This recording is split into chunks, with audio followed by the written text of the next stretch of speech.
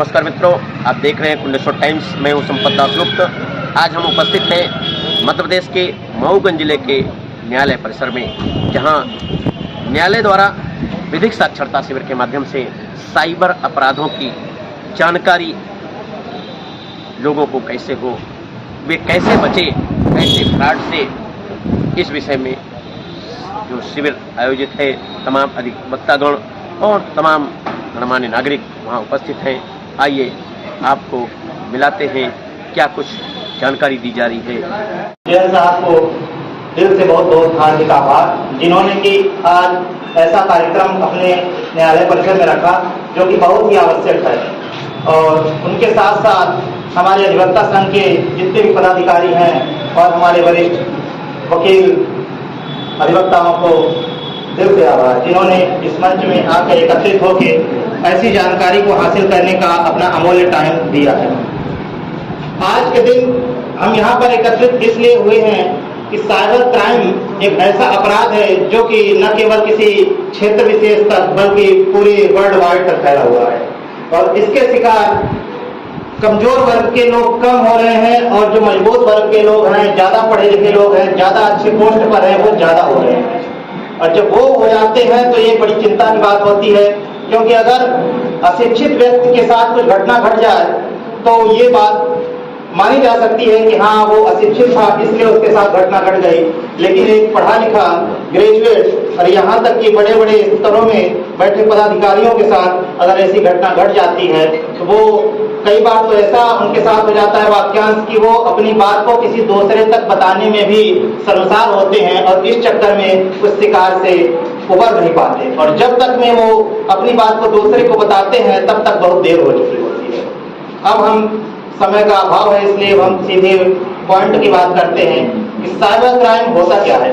Cyber crime एक ऐसा crime है जो कि फिजिकली तौर पर नहीं बल्कि वर्चुअली तौर पर इंटरनेट के जरिए, एक दूसरे मोबाइल के जरिए, कंप्यूटर के जरिए हमारे आपके साथ अपराध घटित करता है। और वो यहाँ तक कि फाइनेंशियल फ्रॉड से लेके वीडियो सेक्सटॉर्शन तक, मतलब हमको फिजिकली, मेंटली और फाइनेंशियली तीनों तरीके से हमको वो चोट पहुंचाता है और उसके हम शिकार हो जाते हैं। इस कड़ी में हम आपको बताते हैं कि हम आपको ये बताएंगे कि अपराध, साइबर क्राइम के अपराध कितने प्रकार के होते हैं और ये अपराध अगर आपके साथ घटित हो जाते हैं तो इससे बचाव का क्या तरीका है। क्योंकि अगर हम केवल क्राइम बताएं तो क्राइम तो हर कोई जानता है, लेकिन उससे बचाव का उपाय हर एक के पास नहीं है। क्योंकि हम government law college Mumbai Indian school of cyber law से साइबर क्राइम की स्पेशल डिग्री हासिल की है, और उस डिग्री के पढ़ने के बाद हमको ये पता चला कि साइबर क्राइम वाकई में कितना कारगर है। अगर इसको पढ़ाई हम न किए होते तो आज हम आप लोगों के सम्मुख न खड़े हो पाते। हम आपको बताते हैं कि फर्स्ट तरीके का अपराध जो कि इस समय में 2024 में बहुत तेजी से फैला हुआ है और इसका तोड़ लगभग न के बराबर है, ये होता है सिम स्वैपिंग। क्या होता है? SIM swapping. ये सिम स्वैपिंग एक ऐसा फ्रॉड है जिसके जरिए हर एक, आज की डेट में हर एक के पास मोबाइल होती है और सिम इस्तेमाल करते हैं, और हमारी सिम कोई दूसरा अगर इलीगल तरीके से वो हासिल कर लेता है, वो चालू करवा लेता है, रिएक्टिवेट करवा लेता है और हमको पता भी नहीं चलता, और उसके जरिए हमारे फाइनेंशियल चोट पहुंचाता है, वो फाइनेंशियल फ्रॉड कर जाता है। और हम जब तक में ये पता चलता है हमको कि हमारे अकाउंट में सेंध मारी हो गई, तब तक बहुत देर हो चुकी होती है। ये होता कैसे हम आपको बताते हैं। इसमें क्या होता है कि जब भी हम अपना प्राइवेसी, जैसे मान लीजिए आधार कार्ड, पैन कार्ड, इस तरीके की जितनी भी प्राइवेसी हैं, इसको हम कहीं ना कहीं दे देते हैं, चाहे बैंक हो, चाहे कियोस्क हो, चाहे CCSC सेंटर हो, इस तरीके से हम अपना प्राइवेसी कहीं ना कहीं देते हैं। अब वो लोग मांगते हैं, और ये अपराध छोटे मोटे लोग नहीं कर पाते। इस अपराध में ज्यादातर वो लोग शामिल होते हैं, चाहे बैंक वाले हों, चाहे CSC वाले हों, चाहे आधार केंद्र वाले हों, चाहे तो जो कि रिटेलर लोग होते हैं जो सिम एक्टिवेट करते हैं, उन लोगों की मिलीभगत होती है। और वो करते क्या हैं कि आपके कॉन्फिडेंशियल दस्तावेज को सामने वाले अपराधी को दे देते हैं, और वो अपराधी एक विक्टिम बन के, क्या बन के? विक्टिम बन के जाता है रिटेलर के पास, और वो ये बोलता है कि इस नंबर की हमारी सिम थी और ये किसी कारणवश या तो खो गई है या तो बंद हो गई है, तो हमको क्या कीजिए कि ये नई सिम, हमको इसी नंबर की नई सिम प्रोवाइड करा दीजिए।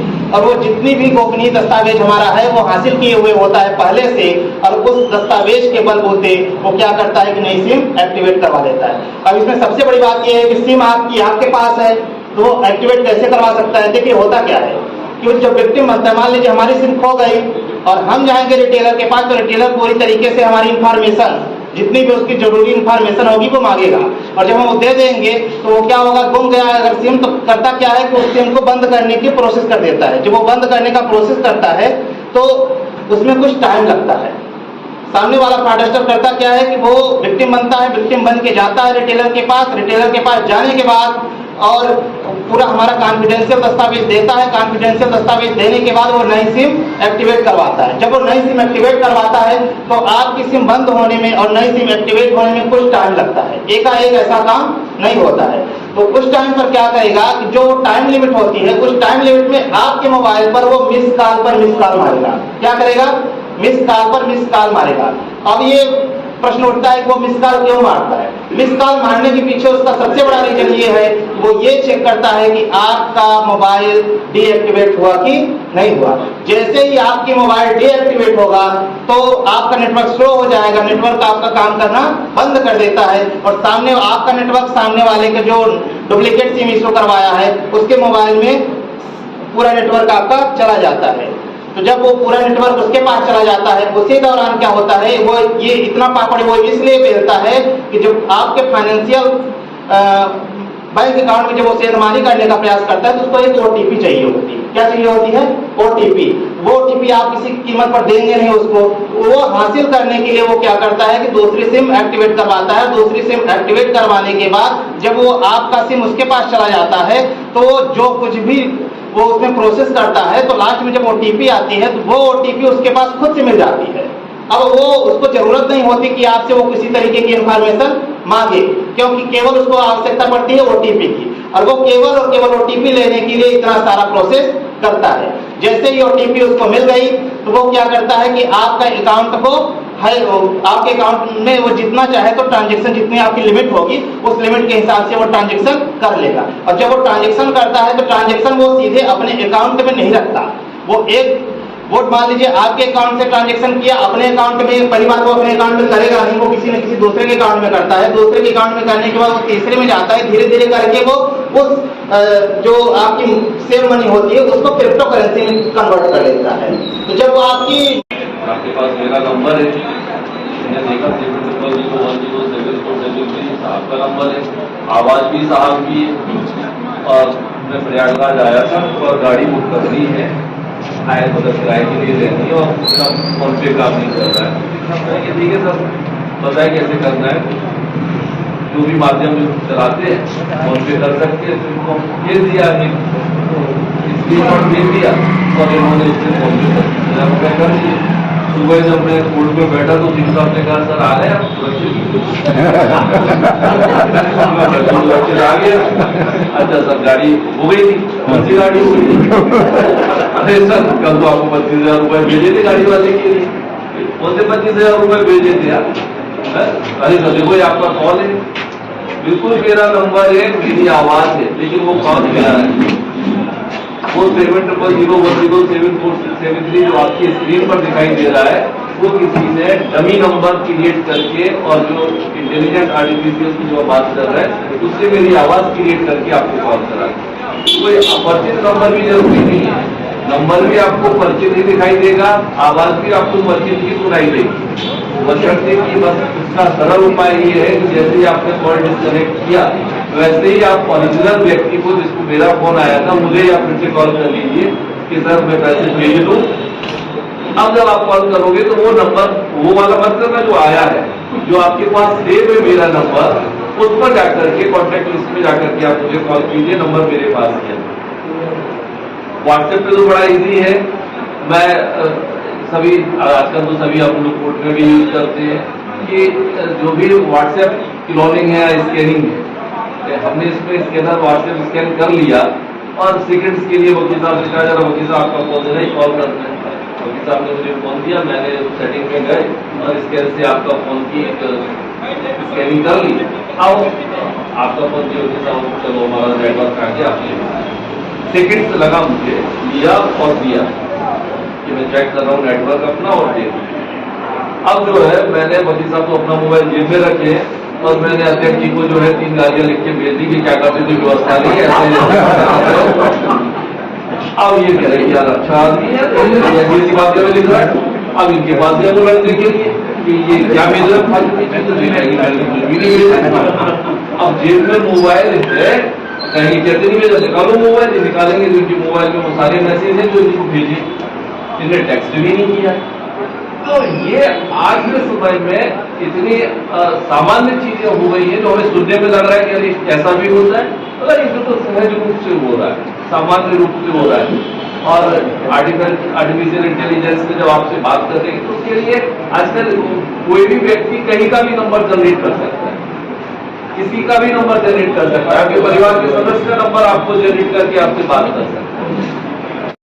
संस्कारी कभी किसी को शेयर नहीं किया, कोई मोबाइल पर कोई ऐप ऐसे डाउनलोड नहीं किए, कोई मित्रता नहीं किसी को नहीं, लेकिन वो सुसाइड करे उसके पहले उसकी माँ को उसने ये बात शेयर, और माँ समझदार थी, पढ़ी लिखी थी, उन्होंने एसपी क्राइम को जो है इस बारे में अवगत कराया। वो साइबर में मामला पहुंचा, साइबर में मामला पहुंचा तो वो मसला क्या था कि वो फोटोग्राफ उसने शेयर कहीं नहीं किए थे, लैपटॉप पर काम करते हुए लैपटॉप खुला हुआ रखा था, स्क्रीन चालू थी, मतलब कैमरा वैमरा नहीं चल रहा था, और वो अपने कपड़े चेंज करने के लिए उसी कमरे में कपड़े चेंज। अब केवल बंद लैपटॉप और उसके वो पर्सनल फोटोग्राफ कहाँ किसने हैक कर लिए, हम और आप जान नहीं। तो हम और आप ये जो सोच रहे हैं कि हमने क्या बात की, हम क्या सोच रहे हैं, क्या देख रहे हैं, ये हम और आप जानते हैं। हमने इतने ऐप्स डाउनलोड कर लिए कि अब हमारा कुछ भी पर्सनल और प्राइवेट नहीं। आपके ये यदि एक्सपर्ट होंगे तो आप केवल अपना मोबाइल नंबर देंगे, ना केवल जीमेल देंगे, ना ईमेल देंगे, ये आपकी उससे जीमेल निकाल लेंगे। जीमेल निकालने के बाद पूरे 3 महीने की ये हिस्ट्री निकाल देंगे कि 3 महीने पहले 11:21 पर किस दुकान पर खड़े थे, 11:31 पर किससे बात कर रहे थे, 11:41 पर किसके घर में गए थे, ये एक पॉइंट उससे निकाल सकते हैं। तो अब ये सारी चीजें इतनी आगे बढ़ रही हैं, अभी अपन बहुत बेसिक जगह पर खड़े हुए हैं। अभी अपन को ये दिमाग में आ रहा है कि वो दिल्ली से कैसे अंगूठे का रक्त चढ़ाओ तो वो रुक गया, तो फिर कैसे उसका अंगूठा निकाल, बहुत पीछे की चीजें है ना, बिगड़ने। जैसा कि आप सबने अभी विधिक साक्षरता शिविर के माध्यम से साइबर अपराधों के बारे में मिस्टर मोहित मिश्रा के साथ माननीय जस्टिस आदरणीय आदेश जैन साहब के माध्यम से जो जानकारी आप लोगों को मिली, मैंने देखा कि माननीय जैन साहब जिस प्रकार की डीपली जानकारी दे रहे थे वह अभी तक मैं कई कार्यक्रमों में जाता रहा हूं, अभी हनुमाना में भी कार्यक्रम था, न्यायालय परिसर में भी, लेकिन इस प्रकार की जानकारी मैंने जो देखी, तो ऐसी अगर जानकारी हो तो मैं समझता हूं अच्छा से अच्छा अपने आप को ठाड़ हो वो आप जैसे लोगों को नहीं पूछा सकता। आइए, आज इस शिविर का उद्देश्य क्या था आदरणीय जैन साहब? मोहित मिश्रा जी जो है साइबर में आपने डिप्लोमा किया हुआ है, और हमारा उद्देश्य ये था कि हमारे बेंच और बाद में जितने भी हमारे साथी न्यायाधीशगण और साथी अधिवक्तागण वो साइबर से होने वाले अपराधों के बारे में जाने, और ये जहाँ आजकल प्रोफेशनल रूप में तो आगे सारे साइबर क्राइम्स आ ही रहे हैं, तो उसमें नए नए प्रकरणों में कैसे डील करना है इसके बारे में भी जानकारी हो। दिन प्रतिदिन के जीवन में किस प्रकार से हम सजग रह करके साइबर क्राइम से बच सकते हैं, इसलिए छोटी छोटी और मोटी मोटी बातों के बारे में आज ऐसे अपराध हो रहे हैं साइबर को लेकर के, इस विषय में क्या कहते हैं न्यायालय ने क्या व्यवस्था बनाई है, उससे निजात पाने के लिए या न्याय पाने के लिए क्या व्यवस्था बनाई है? इसके लिए न्यायालय को अलग से भी व्यवस्था बनाने की आवश्यकता नहीं है। साइबर क्राइम्स के लिए बाकायदा हमारे यहाँ न्यायालय भी है, और जो भी साइबर क्राइम्स के इन्वेस्टिगेशन होते हैं उसके लिए समुचित प्रक्रिया है उसका पालन करते हैं। मान्यवर, एक प्रकार का अपराध ये बहुत बड़ा हो रहा है। लोगों के आज 50,000, 60,000, 1 लाख, 2 लाख के मोबाइल होते हैं और मोबाइल घूमने के बाद सामान्यतः वो FIR भी दर्ज कराता है, लेकिन मोबाइल से, उस मोबाइल नंबर से जब तक कोई बड़ा क्राइम न हो जाए तब तक उस मोबाइल का पता नहीं चल पाता। इस विषय में क्या होना चाहिए? देखिए, मोबाइल चोरी होना सामान्य घटना क्रम हो गया, लेकिन आजकल के चोर जो है वो इतने सजग हो गए हैं कि वो चोरी और लूट की घटना करते समय मोबाइल नहीं ले जाते, क्योंकि मोबाइल जैसे ही ले जाते हैं वैसे ही उनकी लोकेशन ट्रेस हो जाती है। जब तक वो मोबाइल चालू नहीं करते हैं या मोबाइल में दूसरी सिम नहीं डालते हैं, सबसे पहला काम तो जैसे ही मोबाइल चोरी होता है उसकी सिम निकाल करके फेंक दी जाती है ताकि वो लोकेट ना हो पाए। लेकिन IMEI नंबर जो उसका होता है और जैसे ही दूसरी सिम उसमें डाल दी जाती है तो वैसे ही टावर लोकेशन से मोबाइल चला जाता है। और इससे आजकल बहुत अच्छा इन्वेस्टिगेशन होने लगा है, तो मोबाइल चोरी की घटनाएं कंपैरेटिवली काफी कम है। लेकिन सर, इसमें कई बार देखा गया है, मेरे पास कई ऐसे प्रमाण है जिसमें जब तक अपराध उस नंबर से नहीं होता तब तक पुलिस भी उस पर सजग नहीं होती, सक्रियता नहीं लेती और वो मोबाइल नहीं मिल पाता, चलता भी रहता। कई ऐसे प्रमाण है। ये जो है आर्ग्यूमेंट या अपना तर्क वितर्क का विषय नहीं, निश्चित रूप से कई मोबाइल नहीं भी मिल पाते हैं। उसके जैसे बड़ा अपराध होता है, घटनाक्रम होता है, उसमें जैसे CDR निकालते हैं उसमें मोबाइल की लोकेशन, मोबाइल का डाटा जब निकाला जाता है तो पता चलता है कि उसकी रिपोर्ट कहीं और लिखी हुई है। लेकिन मोबाइल के लिए नहीं, पहले कुछ समय पहले भी देखे थे, ऐसा गाड़ियों के साथ भी ऐसा ही होता था। वहाँ कहीं और का होता था, उस पर रजिस्ट्रेशन नंबर जो लिखा होता था उसको हटा करके दूसरी नंबर प्लेट लगा दी जाती थी, फिर ऑफेंस होता था। फिर जब गाड़ी पकड़ी जाती थी इंजन नंबर 33 नंबर आता था, पता चला वो गाड़ी कलकत्ता की है और अपराध मोबाइल में हुआ है। तो वो ये टाइम टू टाइम डिफर करता है कि किस मामले में इसका। सर, क्या संदेश देना चाहिए आज? बस संदेश यही है कि सब अपने अपने मोबाइल का अच्छे से उपयोग करें, सतर्कता से उपयोग करें और जैसे ही कोई अपराध ऐसा होता है तो सबको इस बारे में अवगत कराएं, किसी भी प्रकार की झिझक ना करें।